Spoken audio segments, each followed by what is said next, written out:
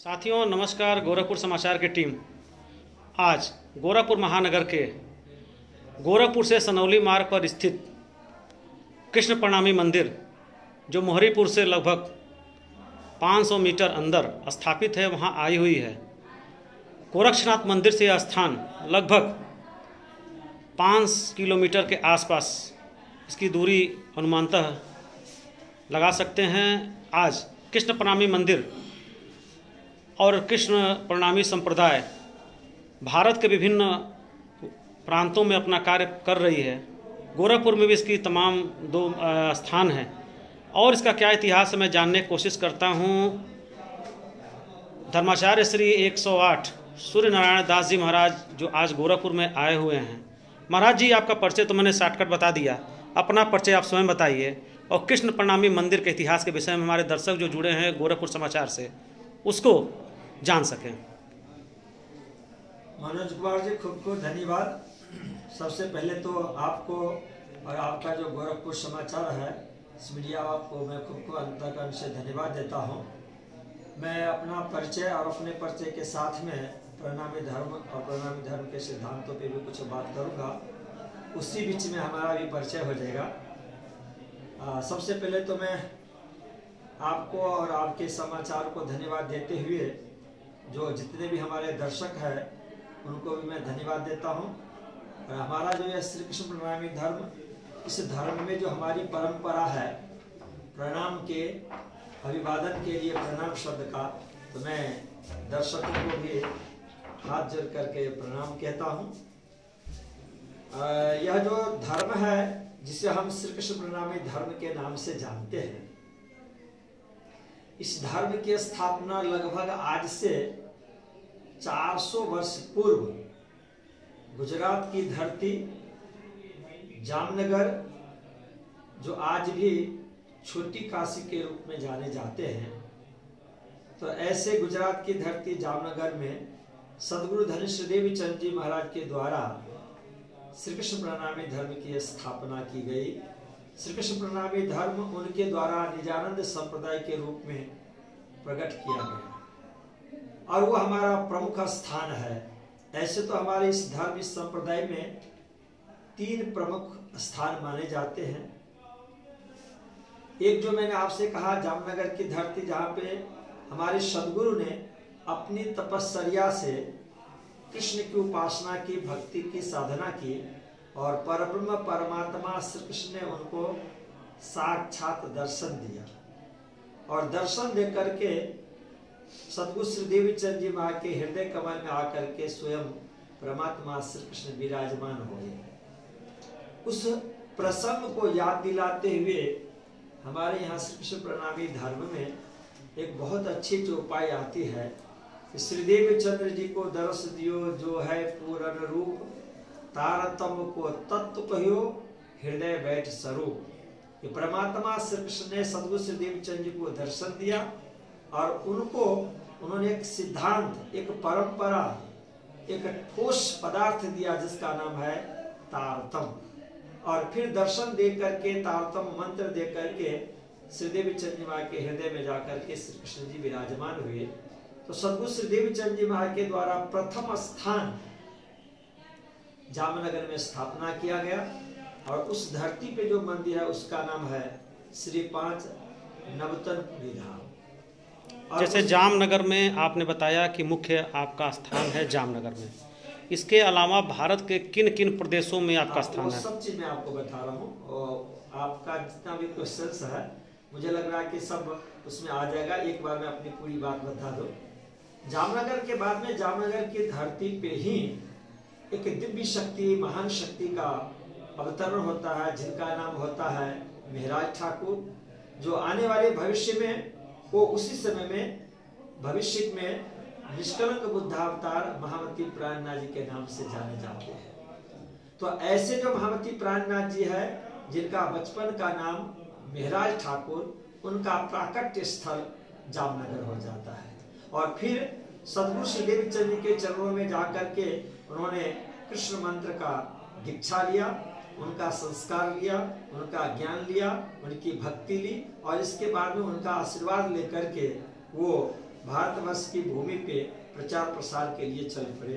भारतवर्ष के साथ साथ में उस समय में महामती प्राणनाथ जी महाराज अरब के बहुत सारे धरतियों पर भी गए, जैसे मस्कत में गए, अवासी गए, ठट्ठा में गए, जो आज पाकिस्तान के धरती पे है। तो उन सभी जगहों पे महामती प्राणनाथ जी महाराज ने भ्रमण किया। और इसके बाद फिर वापस जब आप भारतवर्ष की धरती पे आते हैं तो उसमें तो बंटवारा नहीं हुआ था। भारतवर्ष की धरती पे आने के बाद में वो सूरत में आते हैं और सूरत में महामती प्राणनाथ जी महाराज के द्वारा उनके कर कमलों से एक दिव्य मंदिर की स्थापना होता है, जिसका नाम होता है श्री 5 महामंगलपुरी धाम। उसे आज हम श्री प्रणामी मोटा मंदिर के नाम से जानते हैं। तो ये हमारा प्रमुख जितने भी मंदिर है उन मंदिरों में हमारे 3 बड़े प्रमुख मंदिर, स्थान, तीर्थ धाम माना जाता है। तो एक तो मैंने आपसे कहा कि जामनगर में, जिसे श्री 5 नवतनपुरी धाम कहा, और दूसरा जो महामती प्राणनाथ जी महाराज के द्वारा स्थापित है सूरत में, वो गुजरात की धरती सूरत, वहाँ श्री 5 महामंगलपुरी धाम। ये हमारे संप्रदाय के सभी मंदिरों के प्रमुख 3 में से ये दूसरा मंदिर है, श्री 5 महामंगलपुरी धाम, प्रणामी मोटा मंदिर, सूरत की धरती। अब महामती प्राणनाथ जी महाराज के मुखारविंद से एक दिव्य ग्रंथ का अवतरण होता है। उस ग्रंथ का नाम है तारतम वाणी, और उस तारतम वाणी में लगभग 14 किताबें अलग अलग है, 14 पार्ट्स है, और उन 14 ग्रंथों के अंदर में लगभग 18,758 चौपाइयां है। और वो जो ग्रंथ है उस ग्रंथ के अंदर में बहुत सारी भाषाएं हैं। उसमें गुजराती भाषा भी है, हिंदी भी है, उर्दू भी है, उसके अंदर में सिंधी भी है, जाटी भी है, मतलब बहुत सारे भाषाओं से सम्मिलित होकर के उस ग्रंथ का एक सुंदर रूप प्रकट हुआ है। कैसे विभिन्न भाषाओं का संगम आपने बताया, उर्दू भी है, जाट भी भाषा है, सिंधी भी है, तो क्या सब भाषाओं का ज्ञान जो उस पुस्तक को लिखने वाले या बाणी कह लीजिए, इस संप्रदाय में हर संप्रदाय के लोग हैं क्या? हाँ, इस संप्रदाय में जो उस ग्रंथ से जुड़ करके परंपरागत जो शिक्षण लेते हैं, प्रशिक्षण लेते हैं, तो उनको लगभग इन सभी भाषाओं का ज्ञान होता ही है। जैसे खुद मैं अपने लिए कहूँ कि मैं लगभग उस ग्रंथ के अंदर में जितने भी भाषा वर्णन किया गया है उन भाषाओं का ज्ञान रखता हूँ। इस तरह से हमारे जैसे बहुत सारे इस प्रणामी धर्म के संत महात्मा, प्रणामी धर्म जो सामाजिक कार्य होते हैं, सोशल वर्क कहा जाता है, कि लोगों के स्वास्थ्य के लिए क्या क्या कार्य इसमें प्रणामी मंदिर कर रहा है, उस पर भी आ रहा हूँ। तो सबसे पहले तो मैं ये बता दिया आपको कि हमारा दूसरा बहुत सारे मंदिर, लगभग इस संप्रदाय के अंदर में 1000 से भी ऊपर मंदिरों का निर्माण हो चुका है। और उन सभी मंदिरों का कैटेगरी हम देखें तो लगभग वो 3 भाग में बंटे हुए। तो प्रमुख तो हमारे यहाँ 3 है, जिससे 2 मैंने आपको बताया, जामनगर में, सूरत में, और तीसरा एक प्रमुख स्थान हमारा है जो मध्य प्रदेश पन्ना की धरती, जहाँ पे महाराजा छत्रसाल जी हुए। तो महाराजा छत्रसाल जी के भी सदगुरु है वो हमारे महामती प्राणनाथ जी महाराज है। तो महाराजा छत्रसाल जी के देख रेख में, महामती प्राणनाथ जी के आशीर्वाद से पन्ना की दिव्य धरती के ऊपर में वहाँ एक दिव्य मंदिर बना है, जिसे कहा जाता है श्री 5 पद्मावतीपुरी धाम। तो ये हमारे 3 प्रमुख स्थान हुए। जामनगर में हुए श्री 5 नवतनपुरी धाम, सूरत में हुए श्री 5 महामंगलपुरी धाम, और मध्य प्रदेश पन्ना की धरती पे हुए उसका नाम है श्री 5 पद्मावतीपुरी धाम। ये प्रथम कैटेगरी का ये धाम के रूप में, तीर्थ के रूप में, जो हमारे संप्रदाय में लगभग 50 लाख से भी अधिक अनुयायी जो भारतवर्ष में भी रहते हैं, नेपाल में भी रहते हैं, अमेरिका, कनाडा, इंग्लैंड और फिर अरब कंट्री वगैरह में, सभी जगह वो रहते हैं, पूरे विश्व में है, पूरे विश्व में। तो वहाँ के जितने भी जो हमारे फॉलोवर्स हैं, तो हमारे यहाँ जो इस धर्म संप्रदाय के फॉलोवर्स होते हैं, उससे हमारी इस वाणी की परंपरा में दार्शनिक जो हमारा संप्रदाय का सिद्धांत है, उसमें उनका नाम होता है सुंदर साथ। सबसे बड़ी बात है कि इस संप्रदाय में जो भोजन की पद्धति है, खाने की पद्धति है, क्या पूर्ण शाकाहारी है कि क्या व्यवस्था है? पूर्ण शाकाहारी, बिल्कुल शुद्ध शाकाहारी भोजन है इसके अंदर, इस संप्रदाय की परंपरा में। और इतना तक कि हमारे यहाँ पे जितने भी हमारे फॉलोवर्स सुंदर साथ होते हैं, उन्हें लगभग 100% हम लोग का प्रयास रहता है कि वो शाकाहारी के साथ साथ वो बीड़ी, तंबाकू और किसी भी तरह का व्यसन, उन सभी व्यसन से वो दूर हो और दूर रहते हैं। अगला ये आपसे हमसे प्रश्न था कि जो सामाजिक कार्य होते हैं उस पे केवल छोटा सा हमारे दर्शकों को बताइए कि प्रणामी मंदिर में क्या क्या मुख्य सामाजिक कार्य चलते हैं। अब ये जो हमारे प्रणामी धर्म है, प्रणामी धर्म के जितने भी बड़े बड़े हैं और इसके बाद में दूसरे नंबर के जो हमारे परमहंसों का स्थान है, तो ऐसे परमहंसों के स्थान और जो हमने 3 बड़े मंदिर बनाए वो और छोटे मंदिर हो, इन सभी मंदिरों के जो संत महात्मा होते हैं, ट्रस्ट के ट्रस्टी होते हैं, उनके द्वारा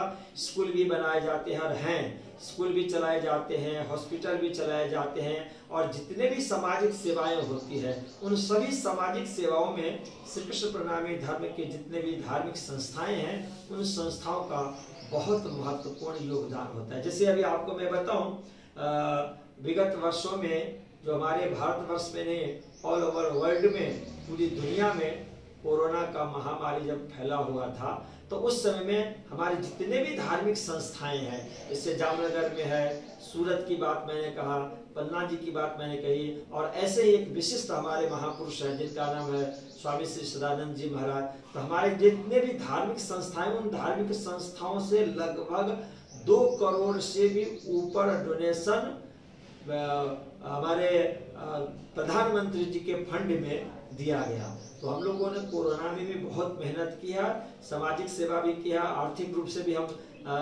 देश को और अपने क्या कहते हैं प्रधानमंत्री जी को हमने सपोर्ट किया है।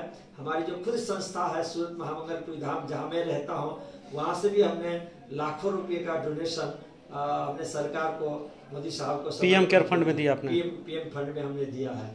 तो ये सारी सेवाएं जितने भी है, और कभी समाज में कभी किसी भी तरह से भूकंप की आपत्ति आ गई हो, कहीं फ्लड आ चुका हो, या किसी भी तरह की कई परेशानी हो, तो वहाँ पे किसी भी तरह से आवश्यकता होती है, तो उन सभी आवश्यकताओं को पूर्ति के लिए हमारा प्रणामी धर्म की संस्थाएं सदैव। आज आप गोरखपुर में आए हुए हैं, यह प्रणामी मंदिर में जहाँ बैठे हुए हैं, इसके इतिहास के विषय में 2 शब्द केवल। अब मैं इसलिए मैं कहा कि ये हमारा लगभग 400 वर्ष से जो ये संप्रदाय, ये परंपरा चल रही है, उस परंपरा में आज जो ये गोरखपुर की धरती है, उत्तर प्रदेश की भूमि, इस गोरखपुर में लगभग जो हमारा प्रणामी मंदिर ये संझाई में है, इस संझाई मंदिर के भी आज से लगभग 200 वर्ष पूर्व इस मंदिर की स्थापना हुई है। इस मंदिर की परंपरा में 5 महाराज तो परमधामवासी हो चुके हैं। आज जिस महापुरुष का आप दर्शन कर रहे हैं, ये हमारे यहाँ के वर्तमान गादीपति है, इनका नाम है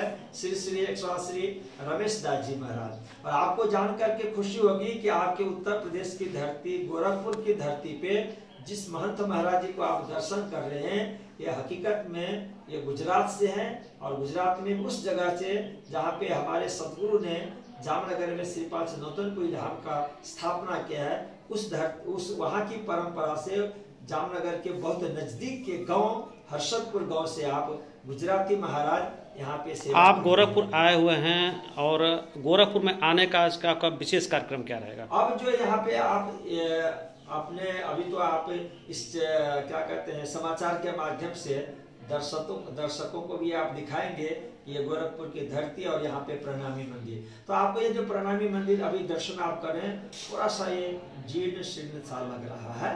तो अब महाराज जी के खास हार्दिक इच्छा है कि हमारे पास में इधर सामने भी अच्छी लंबी चौड़ी प्रॉपर्टी है, मंदिर का एरिया भी बहुत अच्छा है, बड़ा है।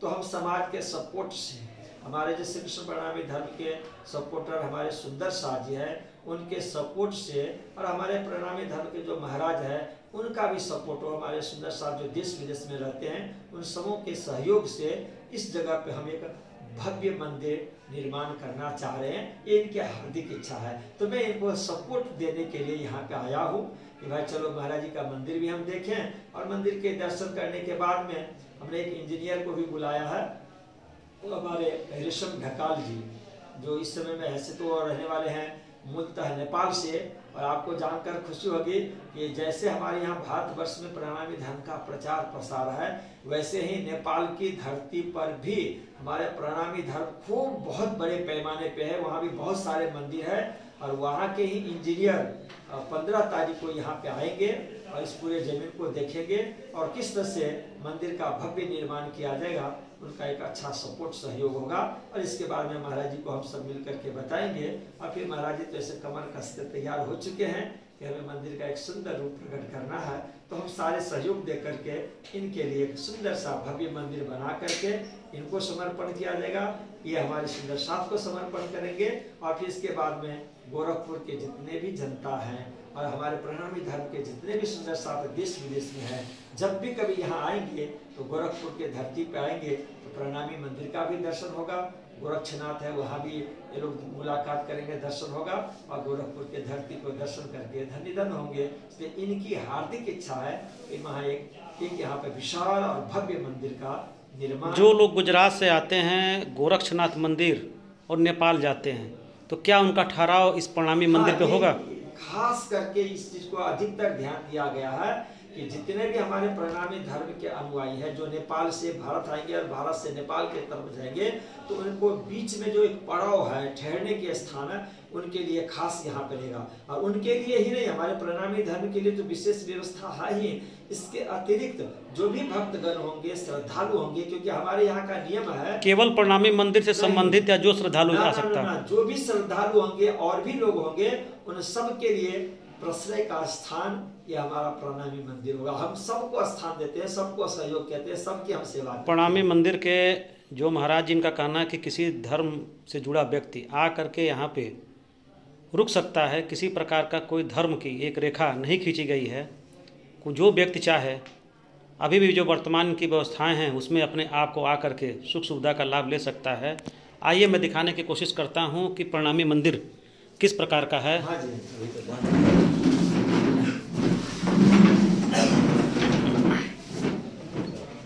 काफ़ी पुराने दरवाजे हैं, दिखाने की कोशिश कर रहा हूँ। मेरा जन्म हुआ तब का है, 1968 में मेरा जन्म है। 1968 में दरवाजा लगा है। अरे वाह, देखिए 1968 में प्राचीन दरवाजे बनते थे। जन्मदिन है, जन्म है उसी समय का है। नीम का बना, अपना मंदिर का नीम का। 55 साल। आपको यहाँ रहने के लिए आपके चरण की पहले व्यवस्था कर दी गई है। ये मुख्य मंदिर है और जो इस समय में भगवान का शयन हो चुका है, शयन कक्ष। काफ़ी प्रकृति से जुड़ाव के साथ साथ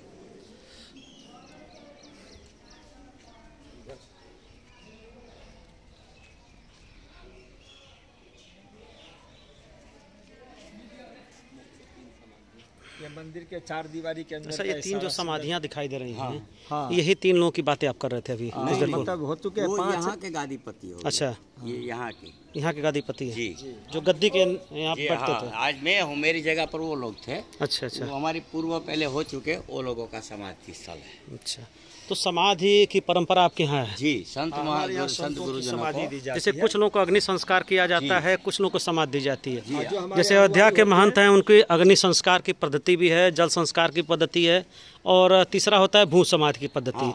तो आप प्रणामी मंदिर में भू समाधि भू समाधि देते हैं, हम उनको समाधि कहते हैं, समाधि देते हैं। संत गुरुजनों को समाधि। जितने भी हमारे यहाँ संत की परंपरा है, तो संतों को हमारे प्रणामी धर्म में समाधि दी जाती है, जिसको आप भू समाधि कहते हैं जी।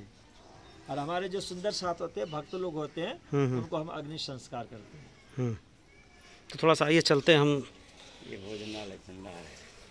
तो अभी निर्माण कार्य लगातार चल रहा है। अभी दिसंबर में बनाया गया है। साथियों, मैं दिखाने की कोशिश कर रहा हूँ, ये तीनों जो संत हैं परंपरा से, और दीनदयाल महाराज जी हैं, धर्मदास जी हैं, शोभादास जी, और चौथे जो महंत हैं हमारे साथ गुजरात में, जिनका जन्म स्थान है, वहाँ से आए हुए हैं और इसको पूर्ण रूप से देख रेख कर रहे हैं। और मैं आशा करता हूँ कि जब इसका निर्माण कार्य होगा तो पुनः गोरखपुर समाचार आप लोगों के बीच में जरूर आने की कोशिश करूँगा। और ये जो हमारा कृष्ण प्रणामी धर्म है, जिनके संदर्भ में मैं आपको ये भी कहना चाहूँगा कि इसमें खास राधा कृष्ण की भक्ति होती है। हम लोग राधा कृष्ण के उपासक। जैसे यहाँ पे गीता वाटिका है, 2 मिनट आपकी बात में रोकना चाहता हूँ।